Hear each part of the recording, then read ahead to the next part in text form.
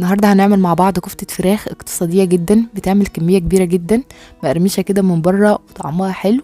كل الكمية اللي احنا هنعملها في فيديو النهارده هنعملها بصدر فرخة واحد بس. الكفتة دي بتبقى خليط كده بين الفراخ وبين البطاطس، مقرمشة من بره، واي حد هياكل منها مش هيحس ابدا بطعم البطاطس فيها، هيحس ان هي كلها فراخ. بصوا بقى شكلها حلو قد ايه، الكفر الخارجي بتاعها ده مقرمش جدا. تعالوا بقى نفتحها مع بعض كده ونشوفها هي عاملة ازاي من جوه.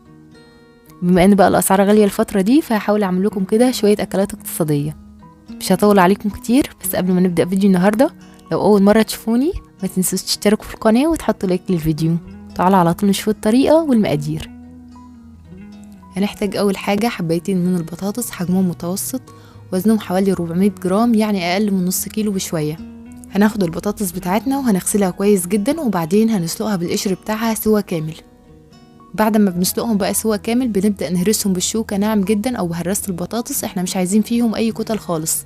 كده خلاص البطاطس بتاعتنا بقت جاهزة. تعالوا مع بعض بقى دلوقتي نشوف باقي مكونات الكفتة. معايا صدر فرخة وزنه حوالي 300 جرام، سلقته برضو سوا كامل، وبعدين قطعته قطع صغيرة زي ما انتوا شايفين كده. ومعايا كمان معلقتين كبار من البقدونس مقطعين قطع صغيرة، استخدمت بس الورق، مش محتاجين العيدان. ومعايا كمان شوية بهارات هيدوا للكفتة بتاعتنا طعم حلو جدا. والبهارات اللي انا هستخدمها النهارده هتكون عباره عن معلقه كبيره من السبع بهارات، معلقه كبيره من البصل البودره، ومعلقه صغيره من الثوم البودره، ونص معلقه شطه، نص معلقه فلفل اسمر، ونص معلقه بابريكا، وكمان معلقه صغيره من الملح. وهنحتاج كمان بيضه. كل المكونات اللي انا قلتها دي هسيبها لكم مكتوبه في صندوق الوصف تحت الفيديو.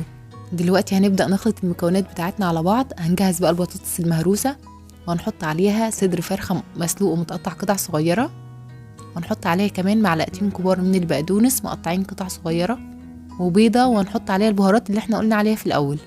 وهقلب كل المكونات دي مع بعض كويس جدا. احنا عايزين كل المكونات بتاعتنا دي تختلط مع بعض كويس.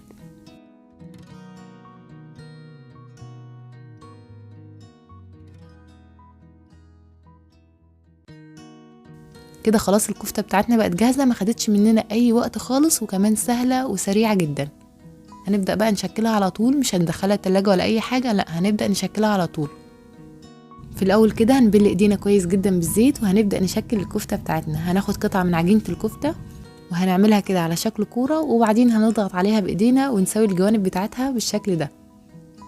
ونحاول بقى نسوي الجوانب بتاعتها كده عشان يطلع شكلها مدور وحلو. هنعمل مع بعض واحده تانية. هناخد قطعه كده من عجينه الكفته بحجم البيضه، ونعملها على شكل كوره في ايدينا، وبعدين بنضغط عليها بايدينا كده وبنسوي الاطراف او الجوانب بتاعتها. عايزه اقول لكم كمان ان احنا ينفع نحشيها بالجبنه الموتزاريلا، هتبقى حلوه جدا. هنحط كده جواها الجبنه ونقفل عليها كويس. تقدروا بقى تشكلوها بالطريقه اللي انتوا حابينها، اعملوها كده على شكل دواير زي ما انا عملت، او على شكل صوابع، هيبقى شكلها حلو جدا. بخلص بقى كل الكميه اللي معايا بنفس الطريقه كده، وبعدين باخدها بدخلها الفريزر لمده ربع ساعه، عشان لما نحطها كده في خليط البيض والبقسماط تفضل محافظه على الشكل بتاعها. تعالوا بقى مع بعض كده نجهز الكفر بتاع التغطيه. نجهز بيضتين، وهنحط عليهم رشه صغيره جدا من الفلفل الاسمر، وهنحط عليهم كمان معلقتين كبار من الحليب، وهنقلبهم كويس جدا مع بعض.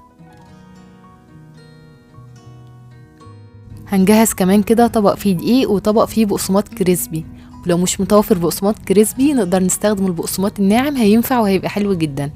هنطلع بقى الكفته بتاعتنا من الفريزر ونحطها في الدقيق ونغلفها كويس جدا بالدقيق، وبعدين بنطلعها على البيض، ومن البيض على البقسماط على طول.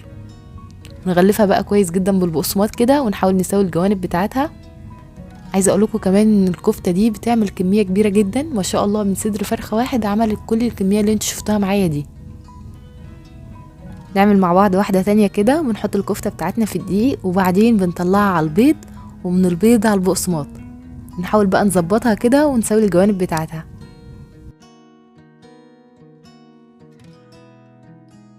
هخلصهم بقى كلهم بنفس الطريقه كده، وبعد ما بخلص باخدهم عشان اقليهم على طول.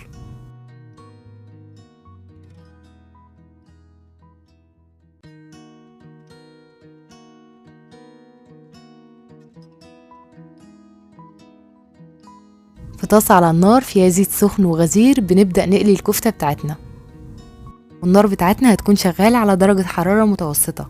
يبقى الزيت بتاعنا سخن وشغالين على نار متوسطة. وأول ما بتاخد لون ذهبي كده من تحت بنقلبها على الناحية التانية. طبعا الكفته بتاعتنا كل حاجه فيها مستويه، فاحنا مش هنخليها تاخد وقت كتير على النار، ومجرد بس ما بتاخد لون ذهبي بنطلعها على طول. كده خلاص الكفته بتاعتنا استوت، شايفين شكلها عامل ازاي؟ عايزه اقول لكم بقى ان هي مقرمشه جدا، متقلقوش خالص ان هي تفك منكم، احنا حاطين فيها بيض والبيض بيعمل لها عمليه ربط. بعد ما بنخلص بقى الكفته بتاعتنا كده بنطلعها على مناديل مطبخ. بصوا بقى شكلها بعد ما خلصتها خالص. عايزه اقول لكم ان هي مقرمشه جدا وطعمها تحفه، طعمها حلو جدا هيعجبكم قوي. طعم البطاطس مش باين فيها خالص، واي حد هياكل منها هيحس ان هي كلها فراخ.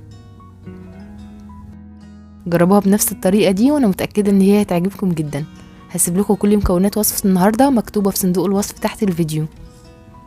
وبس انا كده خلصت فيديو النهارده، بتمنى الفيديو يكون عجبكم واستفدتوا منه.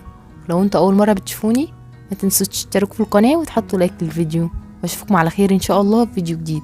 مع السلامه.